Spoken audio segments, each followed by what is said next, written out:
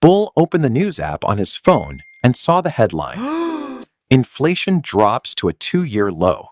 He should have felt relief. Instead, he felt confused because just an hour earlier, he'd paid 400 rupees for a bag of groceries that used to cost 250.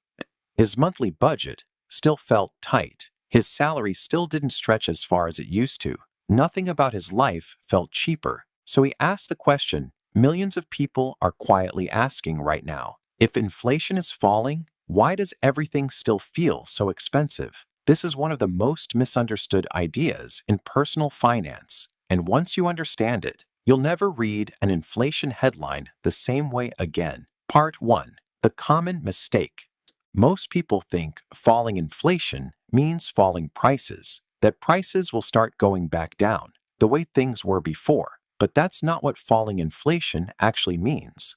And this one misunderstanding is why so many people feel like the economy is lying to them. Here's the simple truth. Inflation isn't the price. Inflation is the speed at which prices are rising. Think of it like a car. If a car is moving at 100 kilometers per hour, and then it slows down to 60 kilometers per hour, the car is still moving forward. It's just moving forward more slowly. It hasn't reversed. It hasn't gone backward. Prices work the same way. When inflation falls, it usually just means prices are increasing more slowly than before, not that they're dropping back down. So when Bull sees a headline saying inflation has fallen, prices haven't gone back to what they were last year. They're just climbing a little less steeply than before, but they're still climbing, and every previous price increase is still sitting there, permanently baked into what he pays.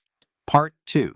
Breaking it down step by step. Let's make this concrete with numbers, the way Bull might actually experience it. Imagine a packet of biscuits cost 100 rupees 2 years ago. Then inflation was high, so the price jumped to 130 rupees the next year. That's a 30% increase. Now this year, inflation has fallen. Prices are rising more slowly, so the biscuit packet goes from 130 rupees to 140 rupees. That's only about 7%. The headlines are right. Inflation has genuinely dropped from 30% to 7%. But look at what Bull is actually paying. He used to pay 100 rupees. Now he pays 140 rupees. The pain he feels isn't about this year's smaller increase. It's about the total distance between where prices used to be and where they are now. This is the psychological trap.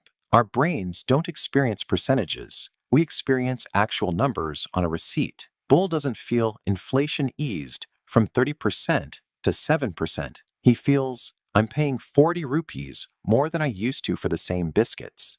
And that feeling is completely valid, even though, technically, inflation really did fall.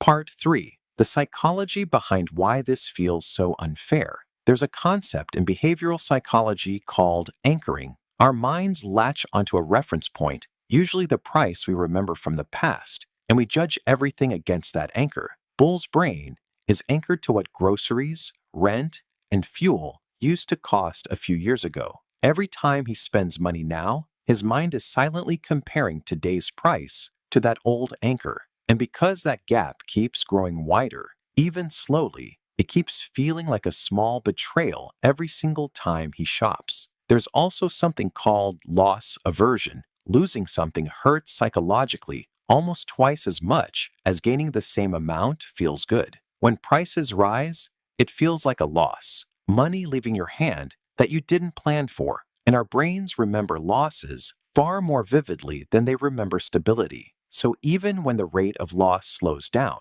the sting of the losses that already happened doesn't fade quickly. This is why a government report saying inflation is under control can feel almost insulting to someone standing in a grocery store watching their bill grow. The data and the emotion are both true. They're just measuring two completely different things. Data measures the speed of change. Emotion measures the total damage already done. Part 4. The deeper insight. Here is the idea that changes how you should think about money going forward.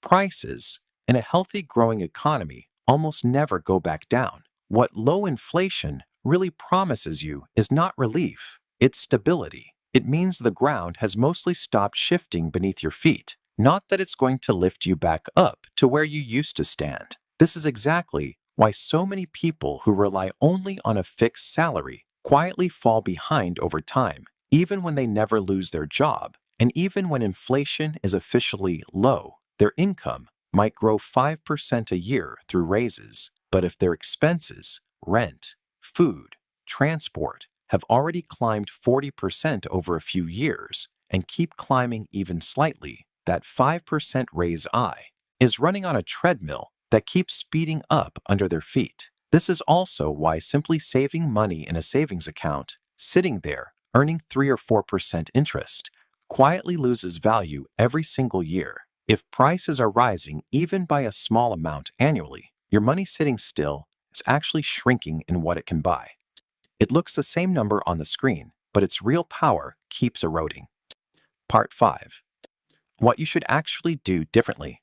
Once you understand this, the practical shift becomes obvious.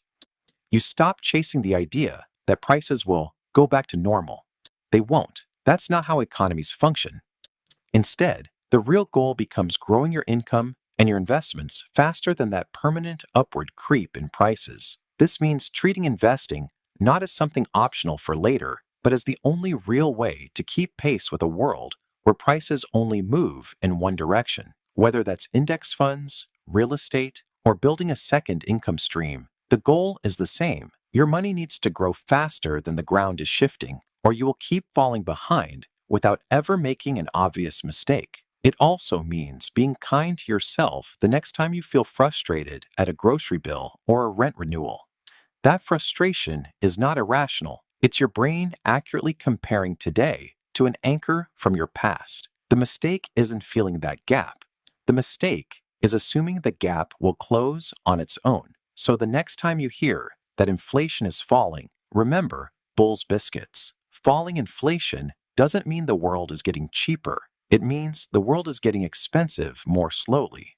And in a world that only moves in one direction, standing still is never actually standing still. It's quietly falling behind.